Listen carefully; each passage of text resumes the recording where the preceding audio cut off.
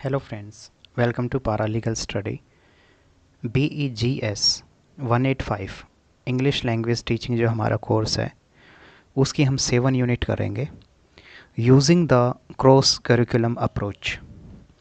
तो देखो, इसमें सबसे पहले अगर बेसिक सी बात करें इंट्रोडक्शन की, तो वो क्या है that holistic education is a comprehensive approach to teaching where education seek to address the emotional, social, ethical and academic needs of students in an integrated learning format।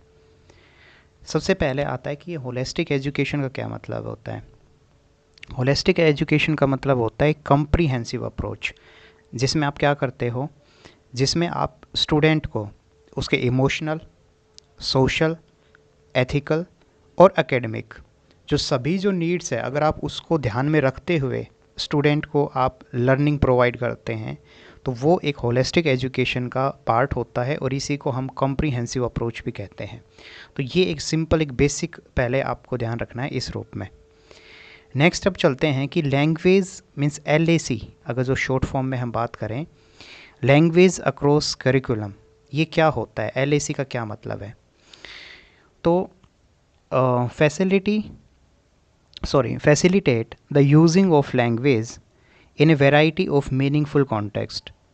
The other term language learning through non-linguistic subject by integrated language terms or aspect with other academic subjects। इसका मतलब समझो पहले। जैसे एक simple से हम बात करें, नॉन लिंग्विस्टिक सब्जेक्ट कौन से होते हैं, जैसे मैथ है, साइंस है और अदर सब्जेक्ट, चाहे वो हमारा जैसे बायो हुआ, केमिस्ट्री हुआ और इवन आप पॉलिटी, हिस्ट्री, इस तरीके के सब्जेक्ट भी उसमें काउंट कर सकते हैं, क्योंकि वो लैंग्वेज सब्जेक्ट नहीं है।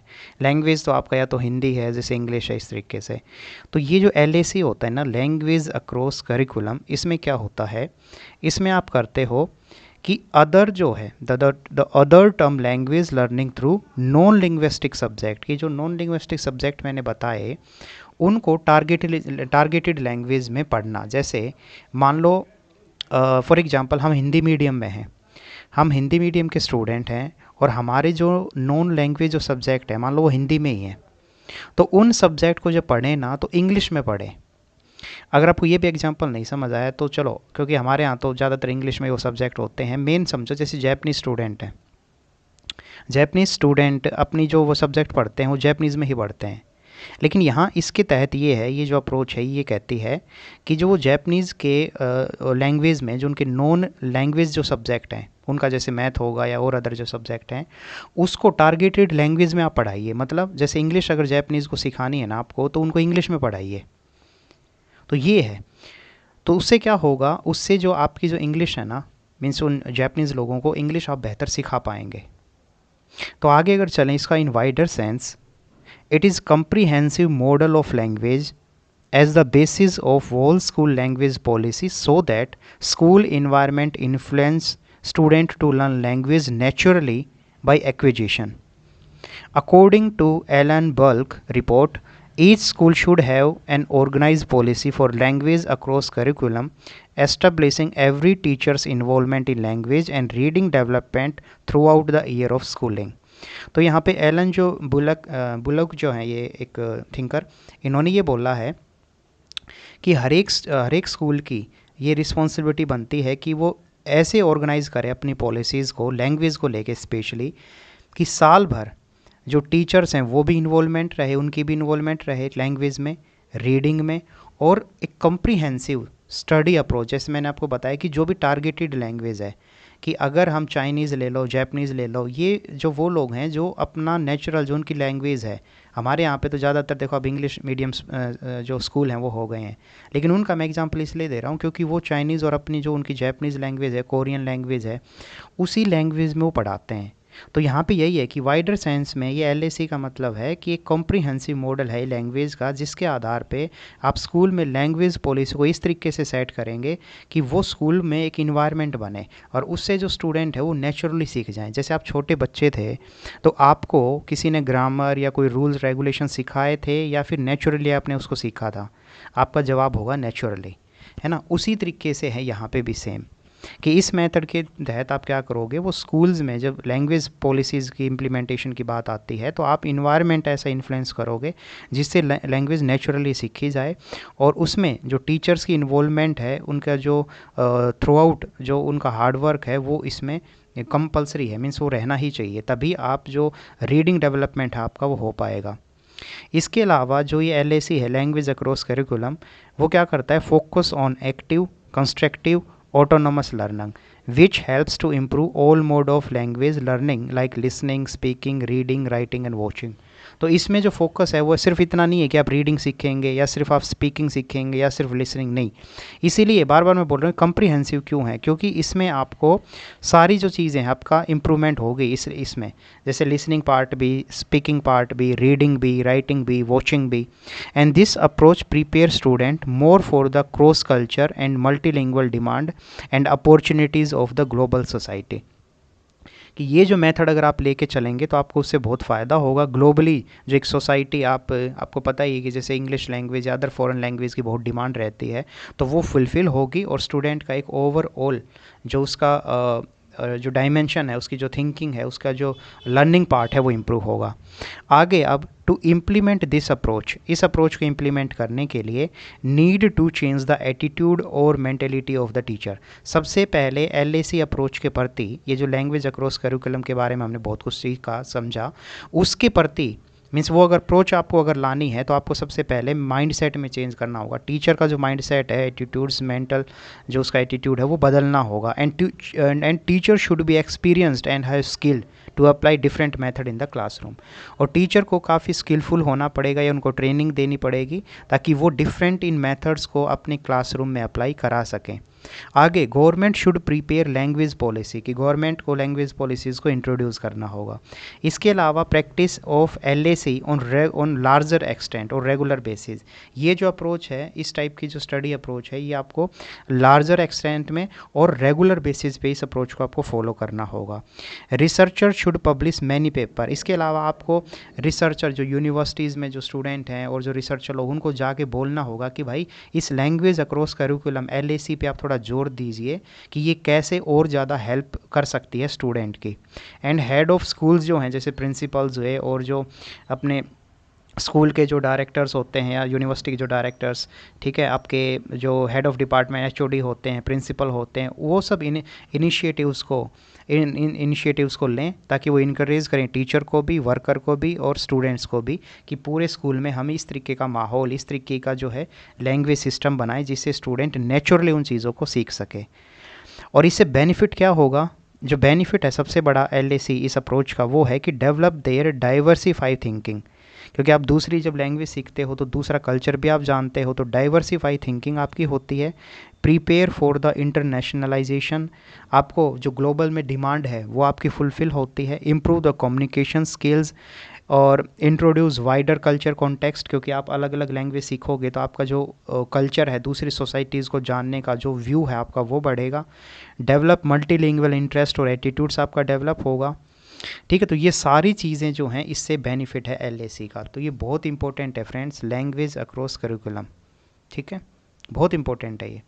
इसमें एक और चीज़, जिन भी स्टूडेंट्स ने नोट्स ले रखे हैं ना, ठीक है, तो मैं आपको एक चीज़ बता दूं, आपको ये इग्नू का मटेरियल तो खोलने तक की ज़रूरत नहीं है।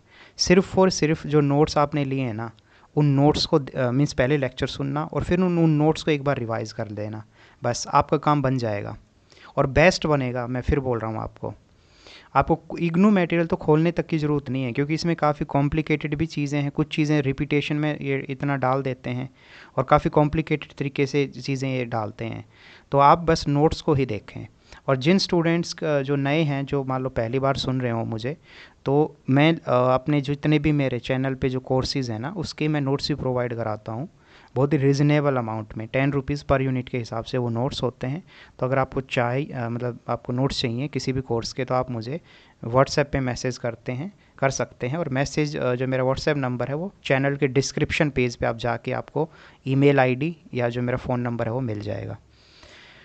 तो ये है फ्रेंड्स। इसमें अच्छा एक और चीज़ अगर हम थोड़ा सा पहले बात करें कि सॉरी, CLIL जो है means content and language integrated learning. अगर मान लो क्वेश्चन की फॉर्म में आपसे पूछ ले कि ये क्या मतलब होता है CILL का, content and language integrated learning, तो इसमें ये है कि this means that studying another subject, for example मैंने आपको बताया साइंस है, हिस्ट्री है, literature, and learning a language such as English at the same time. फिर से बोल रहा हूँ, मैंने कॉन्सेप्ट आपको बताया CLIL, content and language integrated learning. इसमें क्या होता है, इसमें दोनों फ़ायदे होते हैं। एक तो क्या कह रहा है, आप जो अदर सब्जेक्ट हैं, नॉन लिंग्विस्टिक्स जो सब्जेक्ट्स हैं, उनको आप सीखते हो टारगेटेड लैंग्वेज में। जो ऊपर मैंने जो लैंग्वेज क्रॉस करिकुलम का जो बात बताया, सेम वही चीज़ है कि यहाँ पे आप दो चीज़ें एक साथ सीख लेते हो कि आपकी लैंग्वेज भी इंप्रूव हो जाता है और वो सब्जेक्ट जो है आपका वो भी सीखा जाता है। तो इंटीग्रेटेड होता है, तभी इसका नाम है content and language integrated learning. Integrated इसीलिए है क्योंकि दो सब्जेक्ट जो हैं उनको इंटीग्रेट करके आप कर रहे हो, लैंग्वेज को भी टारगेट कर रहे हो और आप उस सब्जेक्ट को भी टारगेट कर रहे हो। आगे, it has became the umbrella term. तो एक अम्ब्रेला टर्म है describing both learning another content subject such as the physics और geography through the medium of foreign language and learning a foreign language by studying a content based subject. Vice versa कर दो इसका कि जब वो non linguistic subject पढ़ रहे हो तो उनको टारगेटेड लैंग्वेज में पढ़ाओ, ठीक है। ठीक उल्टा करो, जब आप लैंग्वेज उस लैंग्वेज को पढ़ा रहे हो तो कोशिश करो वो जो सब्जेक्ट से रिलेटेड कुछ चीज़ें उसमें आप उसके थ्रू समझाओ। तो ये जो है इस तरीके का जो मेथड है ये है content and language integrated learning. आगे, CLIL is nothing but language across curriculum. तो देखो ऊपर जो, क्योंकि आपने अभी जस्ट सुना जितना भी लेक्चर, तो आपको लगेगा कि यही बात तो इसमें की है हमने ऊपर लैंग्वेज अक्रॉस करिकुलम में। तो हाँ जी, ये बिल्कुल वही है कि जो CLIL है ये भी वही है। CIL इज़ नथिंग, ये कुछ नया नहीं है, but a language across curriculum, वो उसी का ही पार्ट है, ठीक है।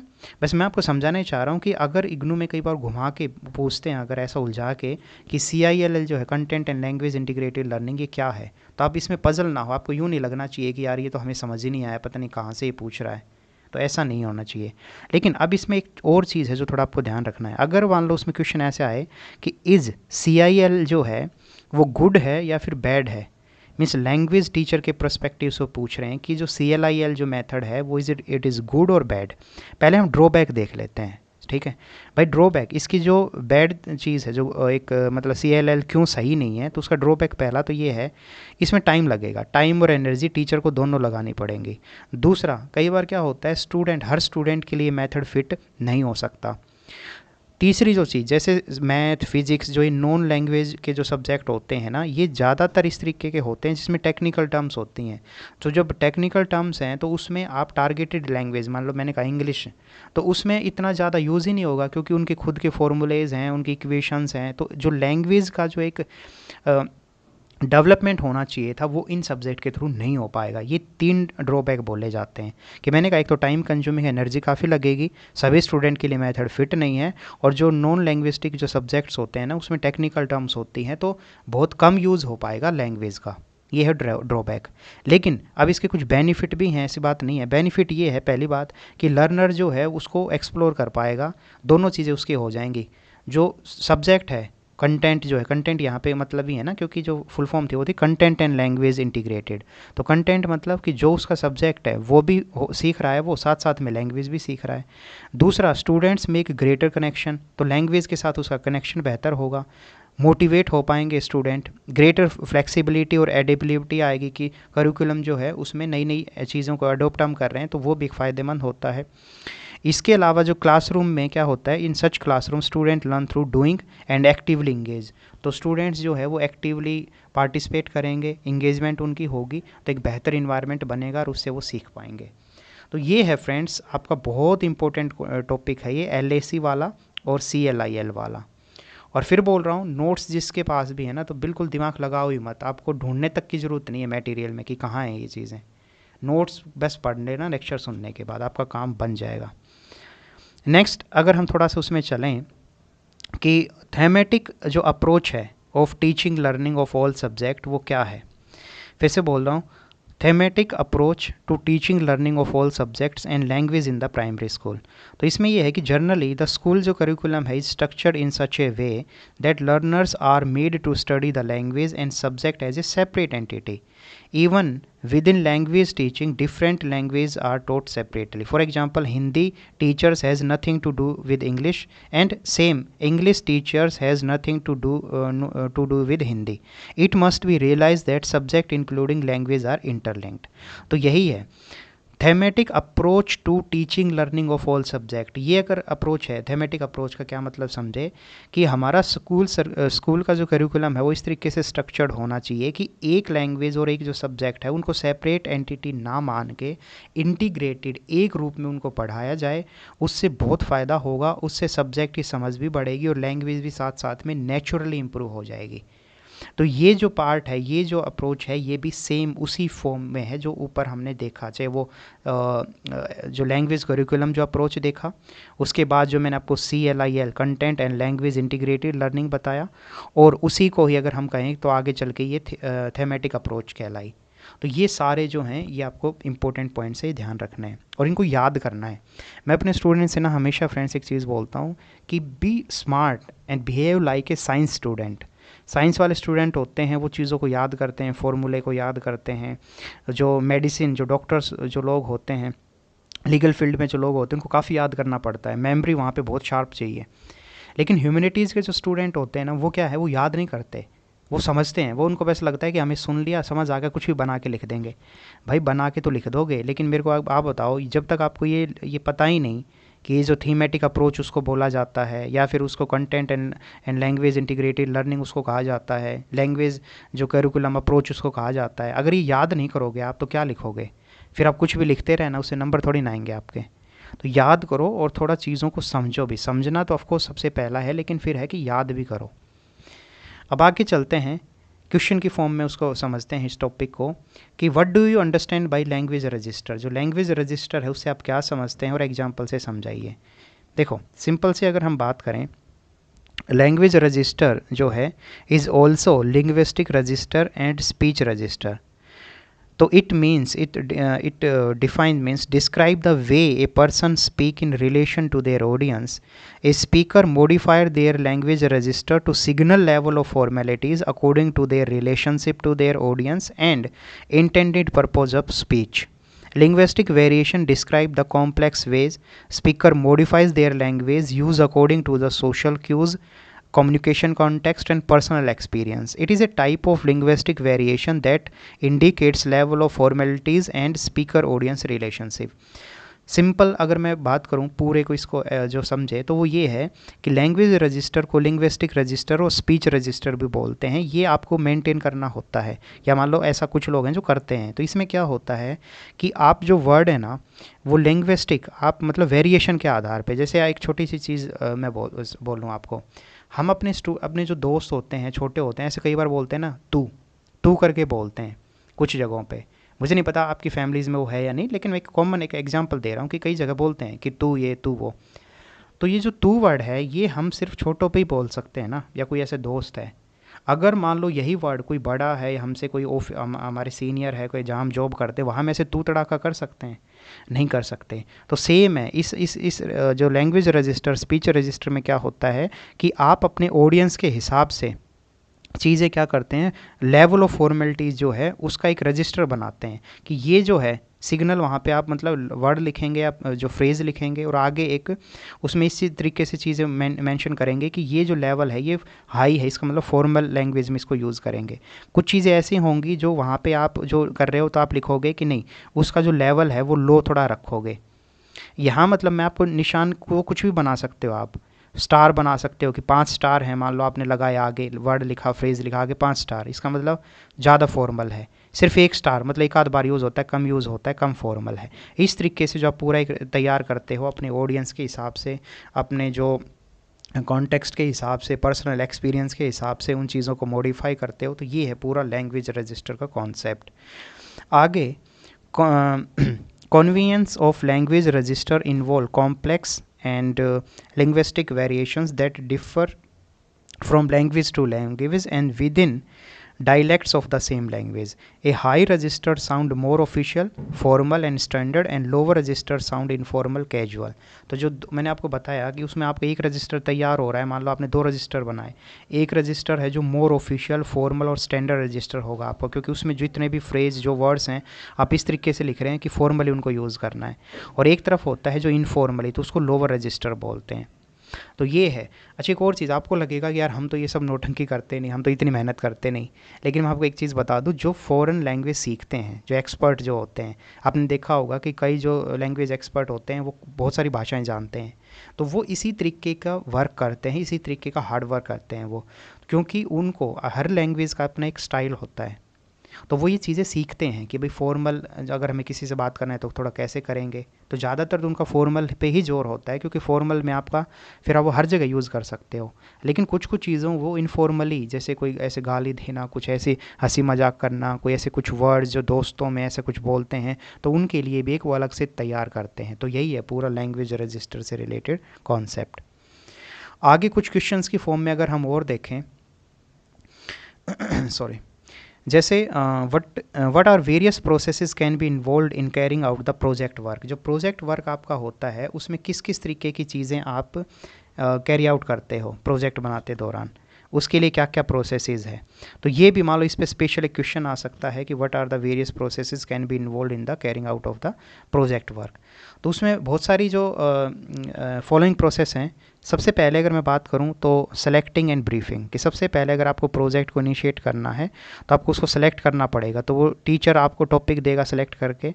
इसके अलावा टीचर एक और काम कर सकता है सेलेक्टिंग और ब्रीफिंग में, कि स्टूडेंट्स को ना एक इनकरेज करेगा स्टूडेंट को कि यार ठीक है पूरे क्लास में आप डिस्कस करो और ये टॉपिक हैं, और फाइनली फिर वहाँ पे पूरा क्लास में जब वो डिस्कशन हो जाएगा, ठीक है, मतलब 10-15 टॉपिक दिए, तो उन टॉपिक्स में से कुछ टॉपिक जो है वो आपको प्रोजेक्ट के लिए दिए जा सकते हैं। तो सिलेक्टिंग एंड ब्रीफिंग, और इसमें टीचर्स का रोल बहुत इंपॉर्टेंट है। दूसरा है प्लानिंग एंड लैंग्वेज जनरेशन। इसके तहत क्या है, having chosen A topic the project learn a new work together, कि जब उसको प्रोजेक्ट दिया जाए तो उसके डिवाइड्स जो हैं काम भी डिवाइड कर दिए जाएं, कि भाई तुम जो उस प्रोजेक्ट में ये काम करोगे, एक पर्टिकुलर जो है वो ये काम करेगा। तो प्लानिंग और प्रॉपर, और उसमें एक और चीज़ कि जब आप प्रोजेक्ट बना रहे हो तो इस तरीके का ध्यान रखो कि जैसे हमारी टारगेट, क्योंकि हम ऑफकोर्स इंग्लिश का कोर्स कर रहे हैं, तो आप ऐसे करो कि वो जो प्लानिंग है और जो उसमें लैंग्वेज वाला पार्ट भी इन्वॉल्व करो, कि आप जब प्रोजेक्ट बना रहे हो तो कम्युनिकेशन जो है वो इंग्लिश में करो, या फिर आप जब भी ज़रूरत होगी तो जो वो जो लैंग्वेज है उसी के संदर्भ में ही चीज़ें बात करेंगे फॉर्मली या इस तरीके से। तो प्लानिंग एंड लैंग्वेज जनरेशन ज़रूरी है। थर्ड जो प्रोजेक्ट में काम आपको करना है वो है collection of data information detail, कि प्रॉपर चाहे वो आप टीवी के थ्रू, न्यूज़पेपर के थ्रू, बुक्स के थ्रू, इंसाइक्लोपीडिया, इन सब के थ्रू कलेक्शन करेंगे डाटा का, इंफॉर्मेशन का, डिटेल्स का, और उसको प्रोजेक्ट में मेंशन करेंगे। नेक्स्ट जो है वो है planning, writing the draft and editing. तो फिर जब ये सब आपने कर लिया, ठीक है, सेलेक्टिंग एंड ब्रीफिंग हो गया, प्लानिंग कर ली कि आपको लैंग्वेज कैसी लिखनी है, कौन से वर्ड्स उसमें लिखने हैं, क्योंकि प्लानिंग जो लैंग्वेज वाली में है उसमें आपको ये भी तो ध्यान रखना है ना कि आपको भारी भरकम मतलब वोकेबलरी किस टाइप की लिखनी है, कौन, फिर हर सब्जेक्ट का, हर प्रोजेक्ट का, मान लो प्रोजेक्ट है कोई इंटरनेशनल रिलेशन से रिलेटेड, तो उसके लिए लैंग्वेज जो वोकैब होगी वो अलग होगी। प्रोजेक्ट इकोनॉमिक्स से रिलेटेड उसके लिए टर्मिनोलॉजी अलग होंगी। तो इस तरीके से आपको मान लो उनकी प्रॉपर प्लानिंग कर ले कि हाँ मैं ये सब चीज़ें ध्यान रखूँगा। फिर collection of data information and details हो गया, उसके बाद फिर आप राइटिंग पार्ट और अपना ड्राफ्टिंग है वो स्टार्ट करेंगे, चीज़ों को लिखेंगे, इंटरप्रेट करेंगे और आइडियाज़ और उन सब को लिख के फाइनली क्या होगा, आप अपना प्रेजेंटेशन देंगे। तो यहाँ पे भी टीचर का रोल यही है कि जो प्रेजेंटेशन है वो क्लास के आगे दिलाई जाए, उससे बच्चे में कॉन्फिडेंस भी आएगा और अलग जो दूसरे स्टूडेंट्स हैं वो भी सुनेंगे।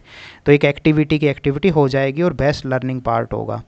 और इस तरीके से पूरा जो फिर कई बार एक इसमें और भी है कि जो प्रेजेंटेशन आप दे रहे हो तो किसी भी तरीके से दे सकते हो, बोल के दे सकते हो, या फिर आप कोई ऐसे उसको मूवी के रूप में पेन ड्राइव में कुछ बना के लिया है वीडियो, आप उसको भी प्ले करके आप दिखा सकते हैं कि मैंने इस तरीके का प्रोजेक्ट बनाया है। तो वो भी काफ़ी इंपॉर्टेंट है। पोस्टर्स डिज़ाइंस करके आप उस फॉर्म में भी अपना प्रोजेक्ट ला सकते हो। और लास्ट में है फॉलोअप। फॉलोअप में टीचर जो है वो फीडबैक देता है, एक्टिविटीज़ कराता है, और प्रोजेक्ट जो है फाइनली वो उसको असेसमेंट की प्रोसेस में डाल दिया जाता है, मीन्स वो पूरा असेसमेंट उसका हो जाता है। तो ये है वेरियस जो प्रोसेसेस बताई मैंने, ठीक है। तो ये है फ्रेंड्स पूरा आपका चैप्टर, और आपको नोट्स चाहिए तो आप मुझे मैसेज कर सकते हैं। थैंक यू सो मच, खूब सारी मेहनत करें। बड़े सपने देखें।